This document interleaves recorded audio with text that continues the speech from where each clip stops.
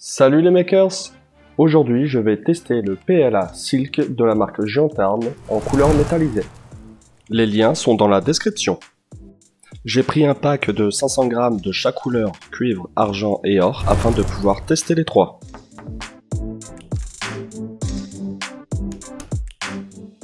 Je commence par l'unboxing.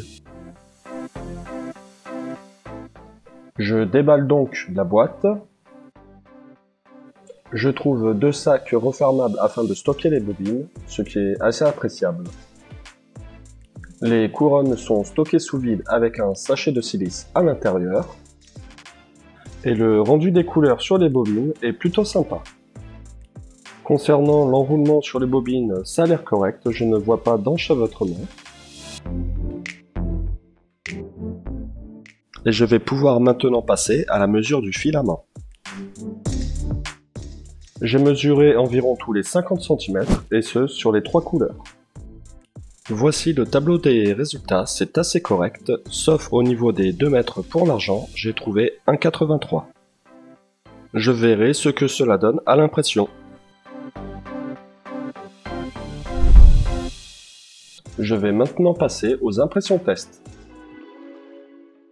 Comme tout nouveau filament, je commence déjà par faire une tour de température afin de vérifier laquelle correspondra le mieux.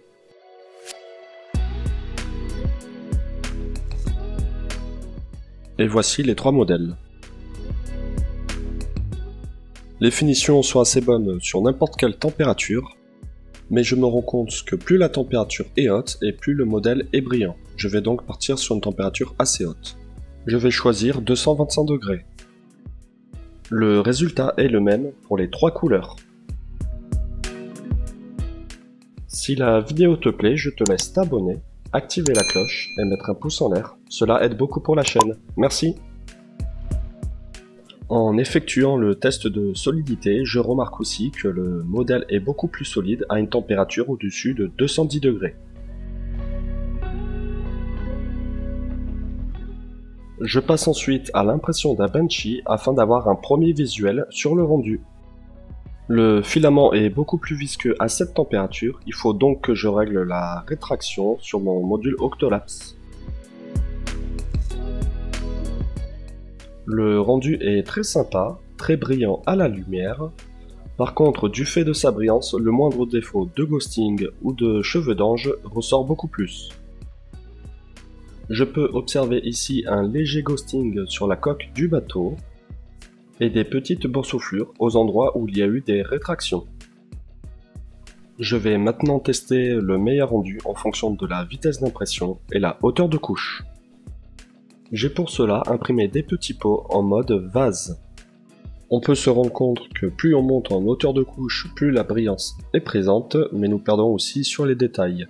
Donc le bon compromis étant 0,2. Et au niveau de la vitesse, 12,5 mm par seconde sur la dernière couche de paroi permet de n'avoir aucun ghosting. Sur les modèles imprimés normalement, donc pas en mode vase, la brillance ressort encore mieux.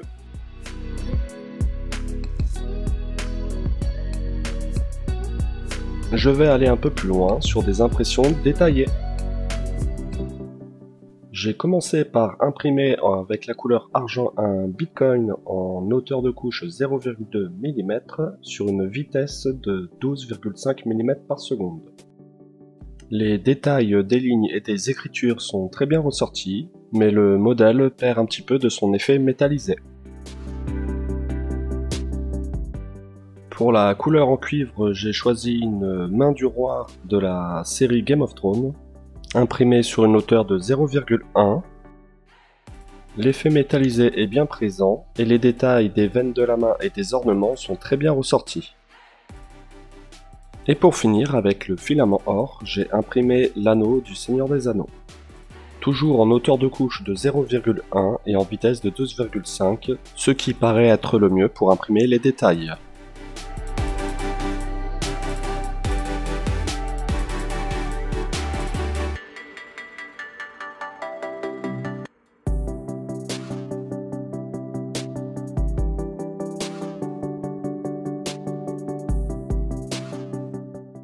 En conclusion, Je trouve que c'est un très bon filament une fois qu'on a trouvé les bons réglages.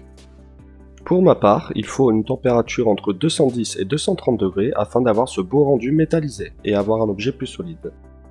Concernant la vitesse, du fait de la brillance, il faut réduire la vitesse d'impression de la dernière couche de paroi à 12,5 mm afin d'atténuer le warping et de bien régler sa rétraction.